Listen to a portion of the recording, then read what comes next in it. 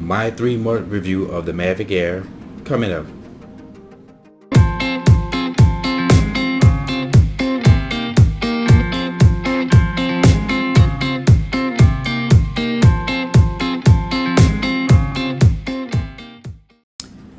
Welcome back to Drone Logic, all you drone maniacs out there. Now I know what y'all are saying.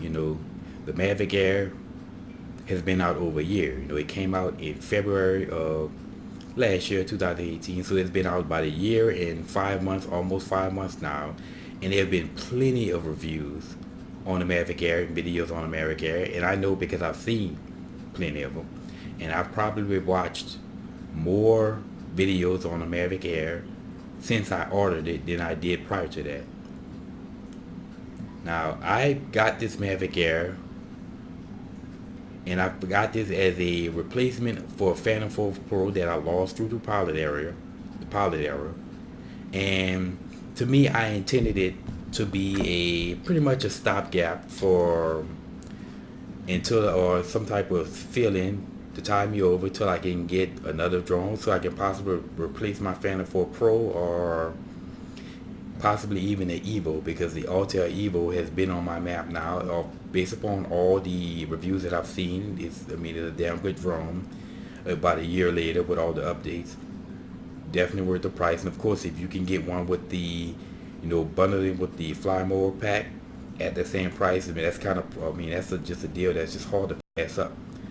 And of course, what I really was leaning to was a Mavic 2 Pro. That was what really I was looking for. I might as well upgrade to the newer tech, even though the Phantom, each one of those drones, especially the Phantom 4 Pro, is still equal up to the task. Now, I never had any intentions of buying this thing. The only reason why I did was because I lost my Phantom 4 Pro. Now, I'm gonna start with the negatives, because there's more positive with this Mavic Air. That I really love this thing, and there's more positives with this thing than negative, for certainly. So I'm gonna go ahead and get the negative out of the way. And coming from a Phantom 4 Pro, and I have both. And one thing you lose out going to a Mavic Air is you lose out on battery life and time in the air, and you lose out on range significantly. With the Phantom 4 series, with that 53 battery, you probably get a real flight time of about, I say, 23 to 24 minutes of actual real flight time. And with the high capacity battery, man, you get at least between 27 to 29 real time minutes. So you just seem like you'd be in the air forever with that Phantom 4. Well, this was a very disappointment, because DJI report about, I say, 21 minutes, they say, as reported. And this is if you in perfect conditions and you basically fly this thing down to the battery is drained, which you really don't want to do with those LiPo batteries. So you can realistically look to get, say, less than maybe 2 to 3 minutes less than that. So you're expecting about 18 hours or maybe 18 minutes or so of flight time, as they say. And I've heard people report they get that, but I haven't seen anything near close to that. When I get this thing up in the air and you see the time show up on the dial, at best I'm looking at, man, it'll show 13, 14, 15 minutes at most. So I'm looking at best, I'm getting 13 minutes of real time, average of 13 minutes of real time flight with this thing. So coming from a Phantom 4 Pro, that was kind of disheartening. It really was a disappointment. However, you really can't really do anything about that. So the best you can do is maybe if DJI release a high capacity battery, but that's just going to be extra cost, more expensive battery, or you can just get more batteries, because the batteries are really cheap. They're not very expensive. And you can also possibly turn off sensors, but me, I prefer to have the sensors, because I would gladly take sensors over battery life, no doubt about it. So I'm not turning the sensors off, and there'll be times that you have to turn them off, like if you're flying indoors or something like that, or you want to get close or something. For me, I prefer my sensors. Beyond that, the best thing that you really can do to get around this is buy more batteries, and they're, like I said, they're about $75 on average a piece. Not that expensive, and I mean, you really increase your battery life and what you can do with this thing. But beyond that, like I said, it's something that you can live with. And then you have the range. That was even greater disappointment to me. You know, with my Phantom 4 from my house at the greatest open range, I could get about maybe 4,400 feet on average before I would lose signal. And with the Phantom 4 Pro, I would get 5,600 feet, about a little bit more than a mile. This thing, when I first put it up in the air, I got 1,500 feet before losing signal. And then the signal was choppy at the video feed at 400, 500 feet. It was just completely choppy and a mess. So I was more disappointed in that. Now, ever since my second update I did with this thing, and of course the first one was when I activated. About 3 weeks later, there was a second update. Since then, I noticed I get much better range and much better video stability. Now I can get about 3,600 feet away in that same range, and the video feed is stable up to that point. So I don't know if it was the update or it was some phantom signal that existed then that doesn't exist now, but I guarantee you my range has significantly increased, no doubt about it, and the video quality is more stable. And I can live with that, because if I'm going to record something, I seriously doubt that I'll probably be getting further than that. Plus, for some reason where I live, and I can't speak for other places, but where other places where I flew, I get a lot better range with this thing. But I don't know, where I live, I just get so much interference, with that enhanced Wi-Fi. But I can live with the update, and that's pretty much all the negative I have with this thing, because everything else is just flat out positive. I'm telling you. Now, the best thing I like about this thing is the video quality. The fact that you get such video quality from something this size is just amazing. It is comparable to the bigger drones, the Phantom 4s. Now, is it as good as a video quality totally as a Phantom 4, a Mavic 2, an Evo, or a Mavic Pro? And I've seen many videos comparing this video to a Mavic Pro, a video from an Air to a Pro, and some people say that the Air is better, some people say that the Mavic Pro is better. But either way, with any of these other drones, the only way that you can really tell is if you put it under the microscope of a trained eye with the video editing software. Beyond that, you really can't tell, and most people really can't tell the difference just looking at it. So in that case, that just shows how great the video on this thing, and how well the DJI engineers did with this Mavic Air. Man, the video quality on this thing is absolutely miraculous for something this size. Now, the second thing I really love about this thing is the portability. The portability on this thing, again, look at the size. When you fold it up, it is actually, we all know, smaller than the Spark. We've all seen the videos, but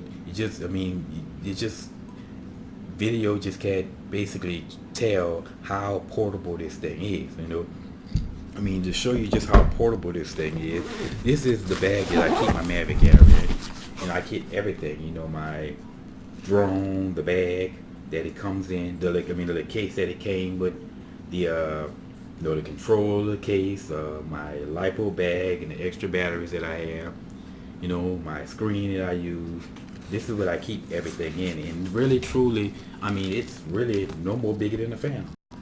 It's really about the same size as a Phantom, and actually smaller when you deal with the wingspan of a Phantom 4. So I get everything that I need in a bag that's really, you can say, smaller than the Phantom in diameter, and I can really take that bag with me on a plane and easily put it with my bag in the carry-on section, and without taking up too much space and getting conspicuous and people getting upset. Or I can even probably put this under the seat. It probably fits under the seat, I never flown with it, but if I was to fly with this thing, it would be so much easier than a Phantom, because obviously my Phantom bag, which is much bigger than that, it's like easier to travel with that than my Phantom bag. And just portability in general, man, this Air is just great. The fact that you can travel with something that size, easily move around with it, no problem at all. Now the third thing I like about this Mavic Air is the sensors. I mean, it's jam packed with sensors for something this size. As you know, we all know you have your front sensors, and you know you have your bottom sensors. We all know about that, and they work very well. And you also, you have your rear sensors, and they just work so well. The fact that they can jam pack so much into something this size. And even with the Evo, the Evo, we've seen video comparison, and the rear sensors on this thing, if you can see, is actually bigger than the rear sensors on the Evo. And as I heard about the Evo, the rear sensors doesn't really stop you; they alert you. I don't know if there's been an update to change that, but these literally stop you. And not only do they stop you, they actually can guide around things if you have the APAS mode. So the fact that you have those sensors, and of course you have to still fly with safety. You can't be an a-hole, but having those sensors are a peace of mind. That's why I just love to have them, and I would rather have them than not. You know, but the sensors on this thing are just absolutely wonderful. I love them. Now the third thing I like about this drone is the quick shots. Now this is something that most people seem not to particularly care for about. And is it the biggest issue? A biggest issue? Probably not, because most drones have quick shots. But it's good to have the quick shots that DJI give, because DJI just seems to give quick shots above the level of anything else. But you have it in something this size though. And I really love, say, like the boomerang. You don't have to be an expert pilot to be able to do that, because you have those tools at your disposal, such as the circle and rounds.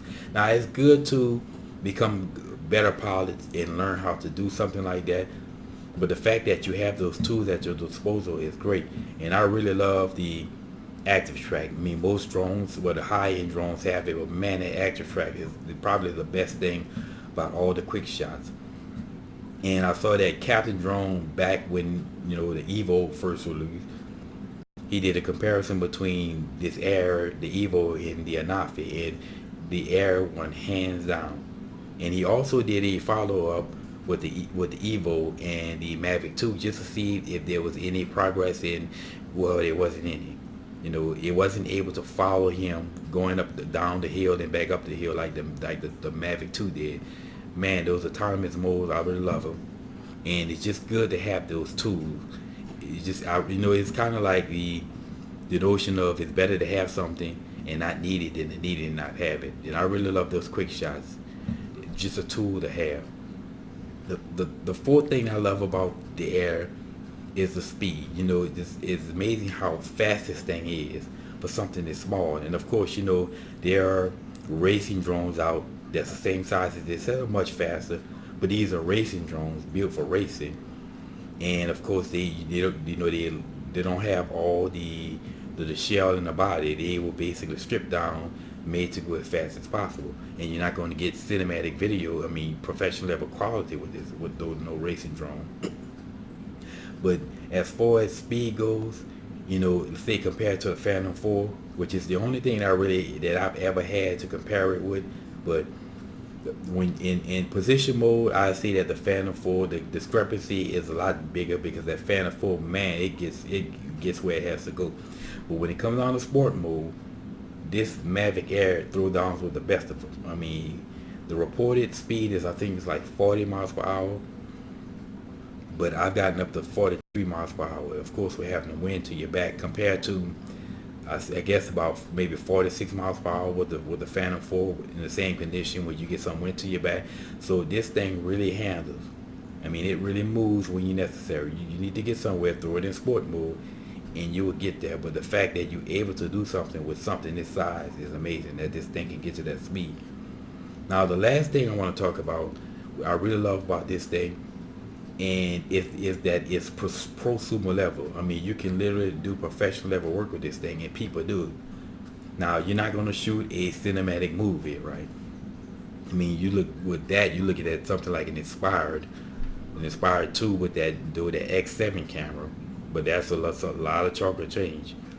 But a commercial, you can easily shoot a commercial with this thing at the level of the video quality come off it. And of course, you can do real estate, no problem, because most people do real estate with this thing.